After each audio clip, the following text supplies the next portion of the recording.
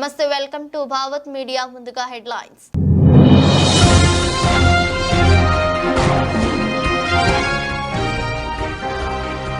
Russia విమానంలో మంటలు, ప్రయాణికులు సిబ్బందికి తప్పిన ముప్పు.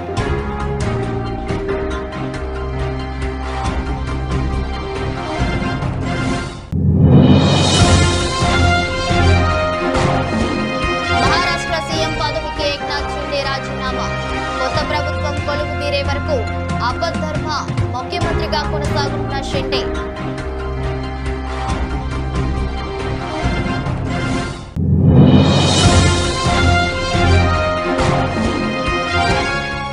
క్యాడర్ను యాక్టివేట్ చేసేందుకు బీఆర్ఎస్ ప్రణాళికలు. గులాబీ వ్యూహం, పూర్వ వైభవంపై బీఆర్ఎస్ ఫోకస్.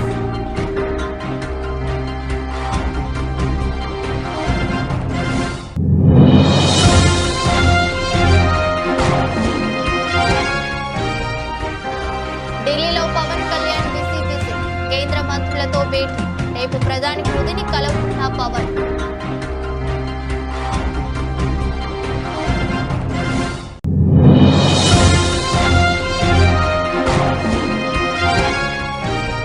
వైభవ్ సూర్యవంశీ వయసుపై ఆరోపణలు. 13 ఏళ్లు కాదు 10 ఏళ్లు స్పందించిన తండ్రి.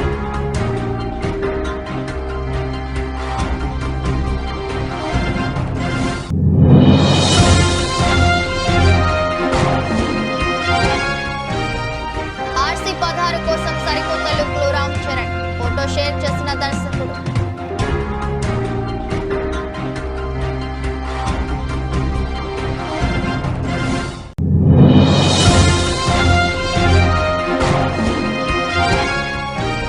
లాభాల్లో మొదలైన దేశీయ స్టాక్ మార్కెట్ సూచీలు. సెన్సెక్స్ 253.23, నిఫ్టీ 82 పాయింట్లు అప్. రష్యా విమానంలో మంటలు చెలరేగాయి. ఈ నేపథ్యంలో అందులోనే ప్రయాణికులు సిబ్బంది భయాందోళన చెందారు. అయితే ఎమర్జెన్సీ డోర్ ద్వారా వారు బయటపడ్డారు. దీంతో వారికి ముప్పు తప్పింది. టర్కీలోని అంటల్యా విమానాశ్రయంలో ఈ సంఘటన జరిగింది. రష్యాలోని అజిముత్ ఎయిర్లైన్స్ కు చెందిన సుకోయ్ సూపర్ జెట్ ప్యాసింజర్ విమానం గాలి దుమారానికి ప్రభావితమైంది. దీంతో అంటల్యా విమానాశ్రయంలో ల్యాండింగ్ సందర్భంగా విమానం ఇంజిన్ నుంచి మంటలు చెలరేగాయి. కాగా ఆ విమానంలోనే 89 మంది ప్రయాణికులు, 6 సిబ్బంది ఎమర్జెన్సీ డోర్ ద్వారా బయటపడ్డారు. దీంతో వారికి ప్రమాదం తప్పింది.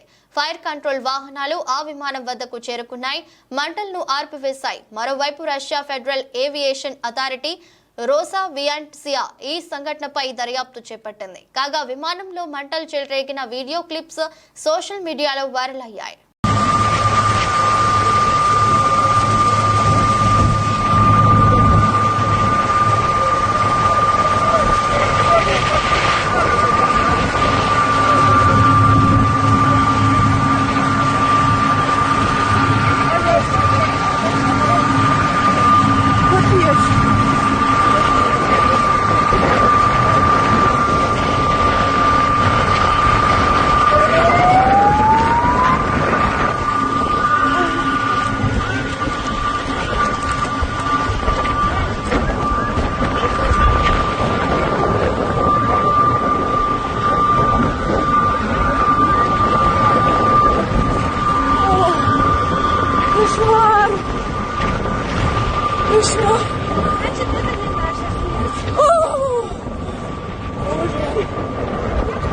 Вот они слизы. Как я ваши, блядь? Отец! Что? У меня еще такого никогда в жизни не было. Боже! Пиздец.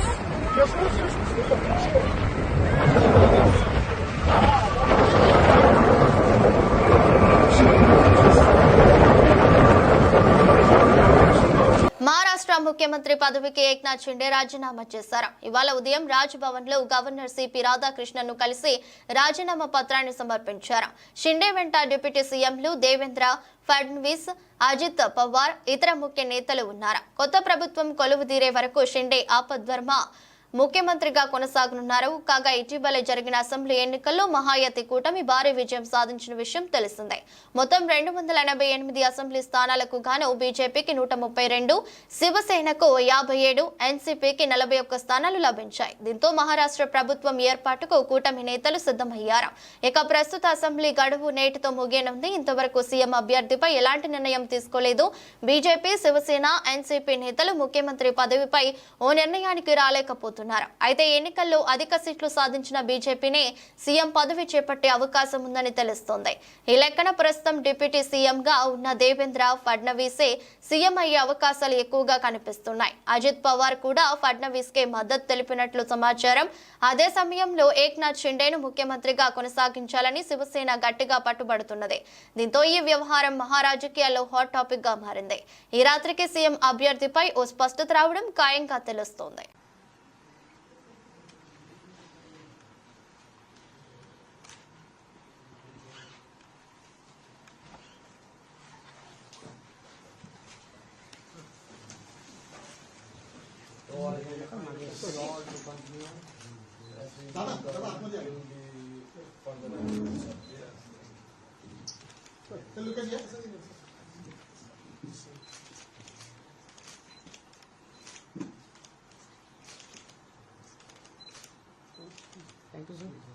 एक मिनट सर.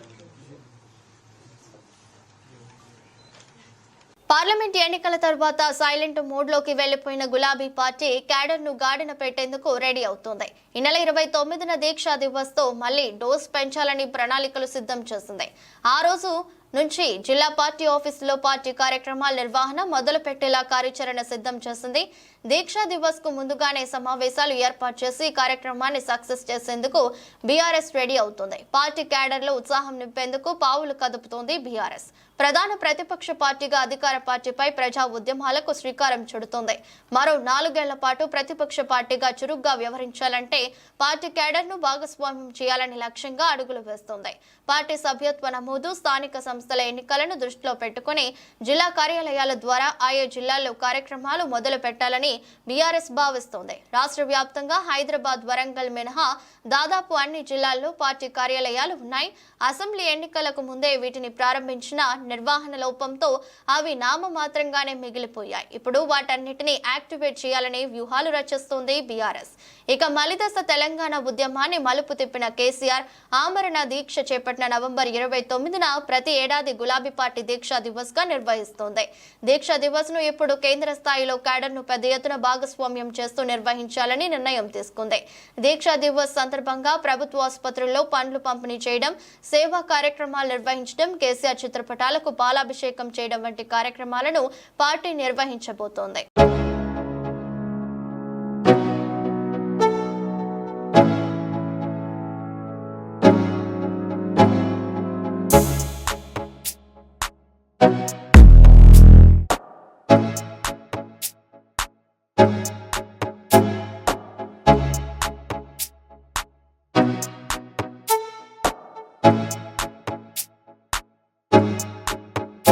జనసేన అధినేత AP deputy CM Pawan Kalyan ఢిల్లీలో బిజీగా గడుపుతున్నారు. వరుసగా కేంద్ర మంత్రులతో భేటీ అవుతున్నారు. ఏపీ అభివృద్ధికి సహకారంపై కేంద్ర మంత్రులతో పవన్ చర్చించనున్నారు. మంత్రిత్వ శాఖల వారీగా పెండింగ్ లో ఉన్న అంశాలను పవన్ కేంద్ర మంత్రుల వద్ద ప్రస్తావించనున్నారు. ఈ క్రమంలో జనసేన ఎంపీలతో కలిసి మంగళవారం ఉదయం కేంద్ర పర్యాటక శాఖ మంత్రి గజేంద్ర సింగ్ కార్యాలయానికి పవన్ వెళ్లారు. ఆయనతో భేటీ అయ్యారు. ఏపీకి సంబంధించి పర్యాటక అభివృద్ధి అంశాలపై పవన్ చర్చించారు. పర్యాటక రంగంలో 7 ప్రాజెక్టులపై షేకావత్ కు పవన్ ప్రతిపాదనలు అందించారు. ఏపీకి 975 కిలోమీటర్ల సుదీర్ఘ సముద్ర తీరం ఉందని, ఏపీలో పర్యాటక విశ్వవిద్యాలయం ఏర్పాటు చేయాలని షేకావత్ ను పవన్ కోరారు.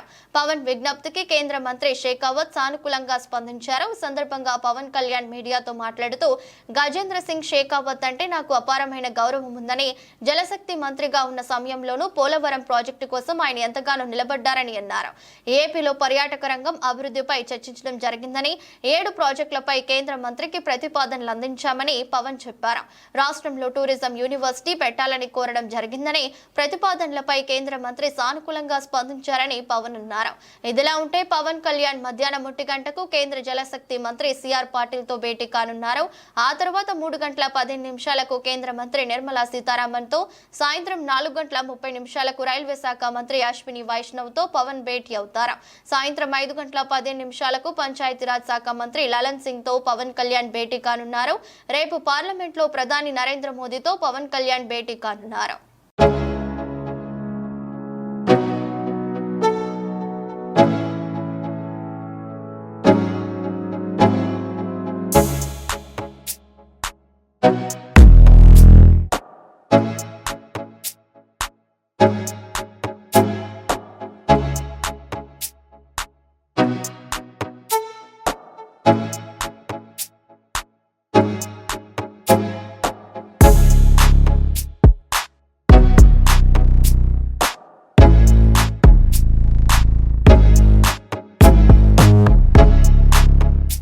రాష్ట్ర వ్యాప్తంగా జరుగుతున్న రోడ్ల మరమ్మతులపై సచివాలయంలో ముఖ్యమంత్రి చంద్రబాబు నాయుడు గారు సమీక్షకు హాజరైన మంత్రి బీసీ జనార్దన్ రెడ్డి గారు, ఉన్నతాధికారులు.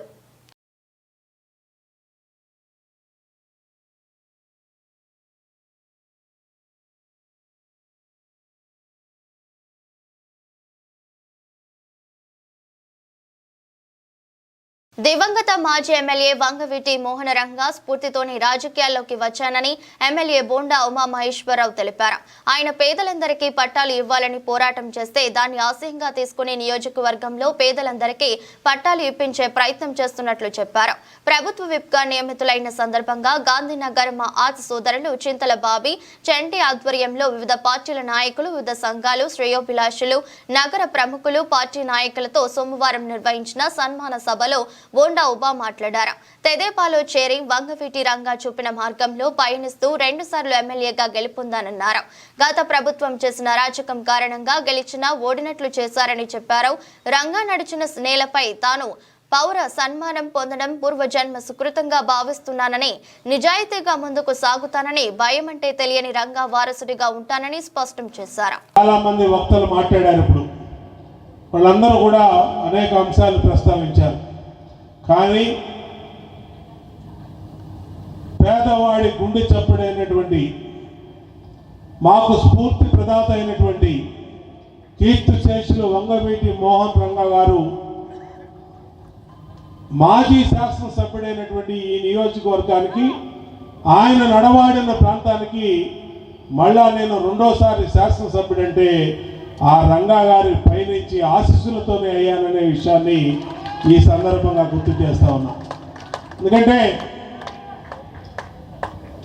మా బావ అంటా ఉన్నాడు 3వసారని, కానీ ఆ రోజున తప్పుడు లెక్కలతో 97 ఓట్లతో గెలిచినటువంటి బోండా ఉమాని తెలుగుదేశం పార్టీని 23 సీట్లకే పరిమితం చేయాలి, 23 ఎమ్మెల్యేలని ఆ రోజు చంద్రబాబు నాయుడు కొన్నాడు మా దగ్గర అని జగన్మోహన్ రెడ్డి ఆ ఉద్దేశంతో మరి నన్ను ఓడిపోయినట్టు చూపించినా 25 ఓట్లతో నేను ఓడిపోయానని అఫీషియల్గా డిక్లేర్ చేసిన బోండా ఉమా ఏ రోజు కూడా ఇంట్లో పడుకోలేదు. ఇంట్లో పడుకోలా. 5 సంవత్సరాలు రాక్షస పరిపాలనలో పోరాడాం. జగన్ని డైరెక్ట్గా టార్గెట్ చేశాం. జగన్ అవినీతి అంశాలన్నింటినీ కూడా ఎండగట్టాం. ఎందుకంటే నిత్యం ఆ రోజున మీడియాలో ఉండేవాడిని నేను. ప్రపంచ దేశాల కన్నా భారతదేశంలోనే అత్యధికంగా మహిళలు, చిన్నారులపై అత్యధికంగా దాడులు జరుగుతున్నాయని ప్రకటించడం చాలా బాధ కలిగిస్తుందని ప్రముఖ సీనియర్ జర్నలిస్ట్ డాక్టర్ అనిత అన్నారు. మహిళలు ప్రతిరోజు కొత్త సవాళ్లు ఎదుర్కోవాల్సి వస్తుందని ఆవేదన వ్యక్తం చేశారు. నగరంలోని మొఘల్ రాజ్పురం పిబి సిద్ధార్థ కళాశాల ఆడిటోరియంలో సేఫ్ ఆర్గనైజేషన్ ఆధ్వర్యంలో మహిళలపై హింస నిర్మూలన కోసం తీసుకోవాల్సిన చర్యలపై సదస్సు నిర్వహించారు. ఈ కార్యక్రమానికి ముఖ్య అతిథులుగా ప్రముఖ journalist doctor Anitha, Sunkara Rajendra Prasad, safe convener Vijayalakshmi, Swaruparani, పలువురు సేఫ్ మహిళా ప్రతినిధులు పాల్గొన్నారు. ఇటీవల రోడ్డు ప్రమాదంలో మరణించిన సేఫ్ ఆర్గనైజేషన్ అధ్యక్షురాలు జ్యోత్స్న మృతికి సంతాపంగా 10 రోజుల పాటు వివిధ కళాశాలల్లో మహిళలపై జరుగుతున్న హింస నిర్మూలన కోసం తీసుకోవాల్సిన చర్యలు సదస్సులు నిర్వహిస్తున్నట్లు తెలిపారు. డాక్టర్ అనిత సదస్సును ఉద్దేశించి ప్రసంగిస్తూ మహిళలు పిల్లలు ప్రతిక్షణం భయపడాల్సి వస్తుందని తెలిపారు. గతంలో కంటే మహిళలపై దాడులు విపరీతంగా జరుగుతున్నాయన్నారు. 2021-25 మధ్య 5,000 మంది చనిపోయారని తెలిపారు. అనంతరం కన్వీనర్ విజయలక్ష్మి స్వరూపరాణిలు మాట్లాడుతూ ఢిల్లీ హత్య కేసు అనంతరం తీసుకువచ్చిన నిర్భయ చట్టం అమల్లోకి వచ్చిన మహిళలపై దాడులు ఏమాత్రం ఆగలేదన్నారు. చట్టాలు అమలు చేసే వాళ్ళు చట్టాన్ని దుర్వినియోగం చేస్తున్నారని మండిపడ్డారు. మహిళలపై దాడులు నివారించాలంటే తప్పనిసరిగా కేంద్ర రాష్ట్ర ప్రభుత్వాలు కఠిన చట్టాలు అమలు చేయాలని తెలిపారు. Because no spot on this place is safe enough for us. అందుకే స్టాప్ వైలెన్స్ కాదు, కామా పెడితే చాలా అనిపిస్తుంది. స్టాప్ సంగతి ఎప్పుడు, ఎలిమినేషన్ ఎప్పుడు. All of you might be knowing during COVID, many of the surveys have, research surveys conducted by various organizations, even international organizations, UNICEF and others have said that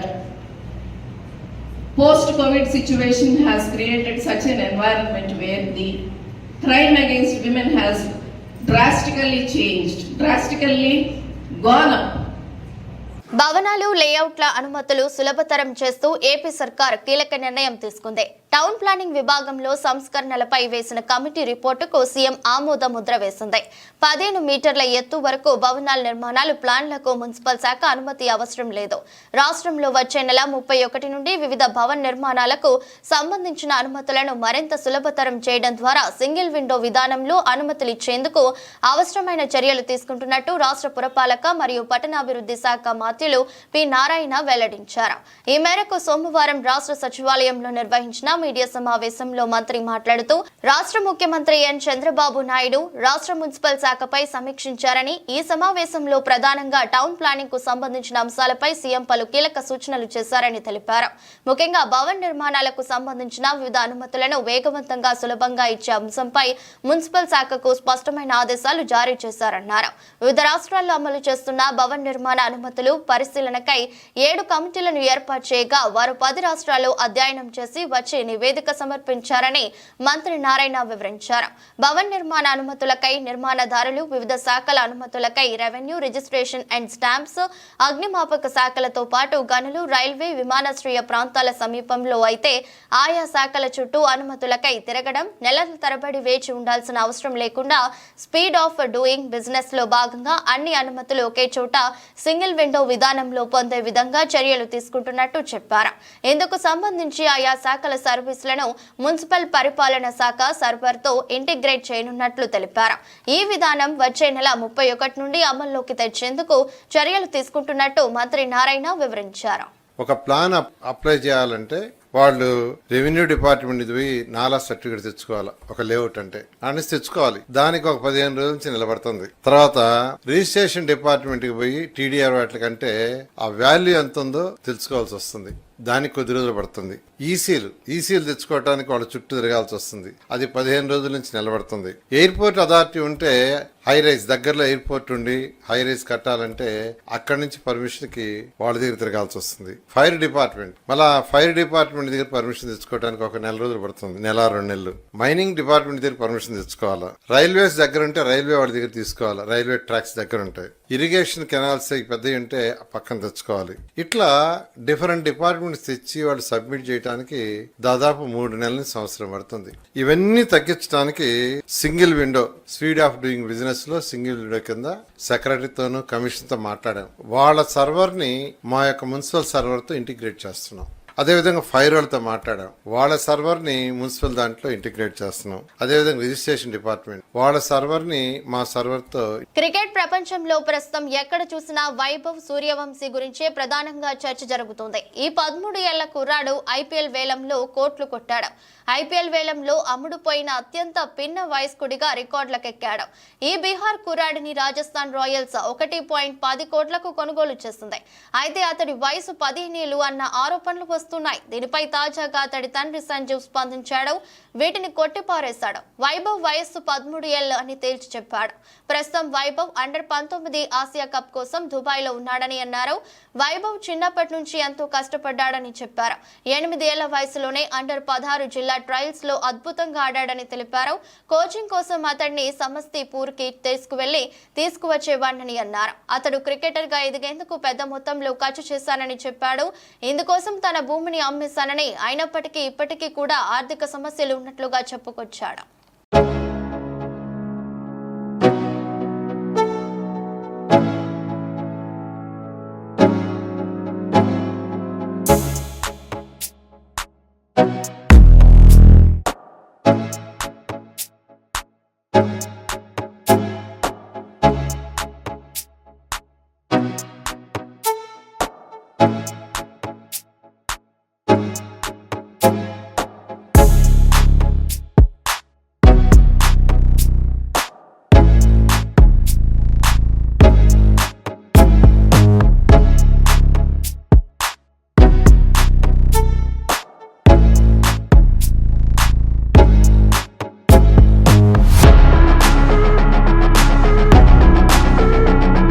global star Ram Charan నటించిన game changer movie release కు సిద్ధంగా ఉంది. శంకర్ దర్శకత్వంలో తెరకెక్కిన ఈ movie జనవరి 10న ప్రపంచ వ్యాప్తంగా ప్రేక్షకుల ముందుకు రానుంది. ఈ చిత్రం విడుదలకు ముందే చరణ్ తన కొత్త సినిమాను మొదలుపెట్టారు. బుచ్చిబాబు దర్శకత్వంలో నటిస్తున్నారు. RC16 అనే వర్కింగ్ టైటిల్ తో ఈ మూవీ తెరకెక్కుతుంది. తాజాగా ఈ చిత్రం దర్శకుడు సాలిడ్ అప్డేట్ ఇచ్చారు. ఈ చిత్రంలో రామ్ చరణ్ సరికొత్త మేక్ ఓవర్ తో కనిపించనున్నారు. ఇందుకోసం ప్రముఖ హెయిర్ స్టైలిస్ట్ అలీం హకీం ని పిలిపించారు. ఆయన రామ్ చరణ్ కు సరికొత్త హెయిర్ స్టైల్ చేశారు. ఈ విషయాన్ని తెలియజేస్తూ దర్శకుడు సోషల్ మీడియాలో పోస్ట్ చేశారు. చరణ్ హకీం తో దిగిన ఫోటోను షేర్ చేశారు. ప్రస్తుతం ఈ పిక్ సోషల్ మీడియాలో వైరల్ గా మారింది. చరణ్ లుక్ అదిరిపోయింది అంటూ నెటిజన్లు కామెంట్లు చేస్తున్నారు. ఇదిలా ఉంటే ఈ చిత్ర షూటింగ్ ఇటీవలే ప్రారంభమైంది. మైసూర్లో ఈ చిత్ర షూటింగ్ మొదలైంది. మైసూర్లో ఏర్పాటు చేసిన ప్రత్యేక సెట్ లో షూటింగ్ జరుగుతుంది. తొలి షెడ్యూల్లో కీలకమైన సన్నివేశాలను తెరకెక్కిస్తున్నారు. స్పోర్ట్స్ డ్రామాగా గ్రామీణ నేపథ్యంలో సాగే కథతో ఈ మూవీ సిద్ధమవుతున్నట్లు తెలుస్తోంది. ఈ మూవీలో చరణ్ సరసన జాన్వీ కపూర్ నటిస్తుంది. కన్నడ స్టార్ హీరో శివరాజ్ కుమార్, జగపతి బాబు ఈ చిత్రంలో కీలక పాత్రలు పోషిస్తున్నారు. ఏఆర్ రెహమాన్ సంగీతాన్ని అందిస్తుండగా మైత్రి మూవీ మేకర్స్, వృద్ధి సినిమాస్, సుకుమార్ రైటింగ్ సంస్థలు ఈ చిత్రాన్ని నిర్మిస్తున్నాయి.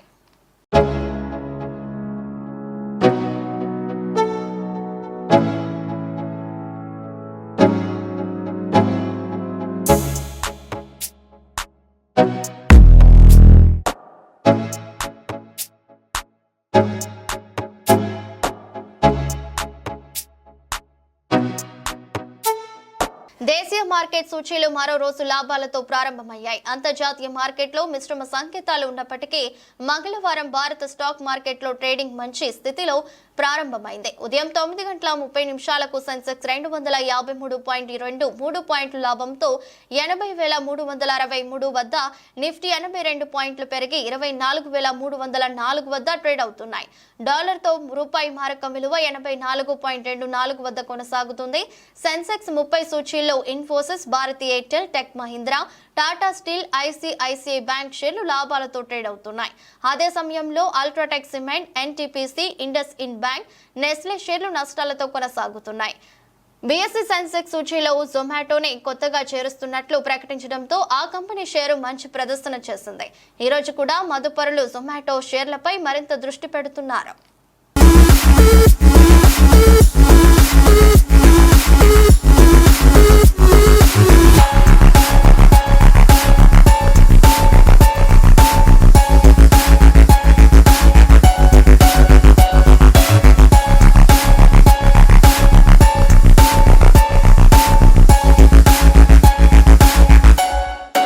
వార్తలు ముగించే ముందు మరోసారి హెడ్లైన్స్.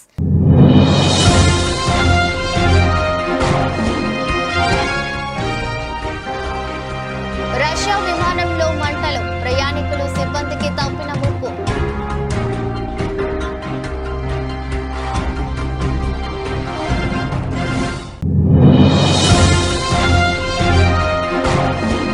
మహారాష్ట్ర సీఎం పదవికి ఏక్నాథ్ షిండే రాజీనామా. కొత్త ప్రభుత్వం కొలువు తీరే వరకు అబద్ధర్మ ముఖ్యమంత్రిగా కొనసాగుతున్న షిండే.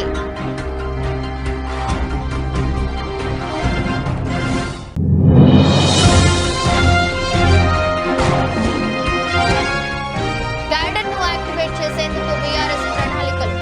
గులాబీ వ్యూహం, పూర్వ వైభవంపై బీఆర్ఎస్ ఫోకస్.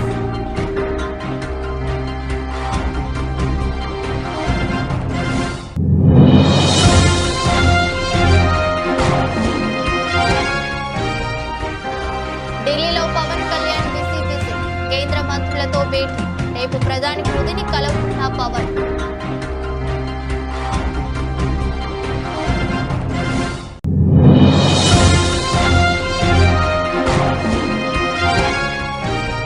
వైభవ్ సూర్యవంశీ వయసుపై ఆరోపణలు. 13 ఏళ్లు కాదు 15 స్పందించిన తండ్రి.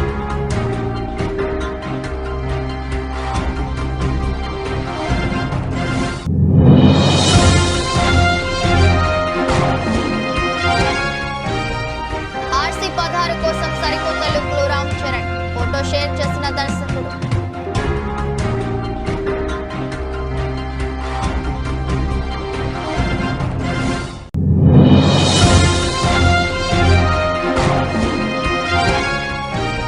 లాభాల్లో మొదలైన దేశీయ స్టాక్ మార్కెట్ సూచీలు. సెన్సెక్స్ 253.23, నిఫ్టీ 82 పాయింట్లు అప్. ఇది రోజు బులెటిన్. మరో బులెటిన్లో మళ్ళీ కలుద్దాం. అంతవరకు సెలవు. నమస్కారం.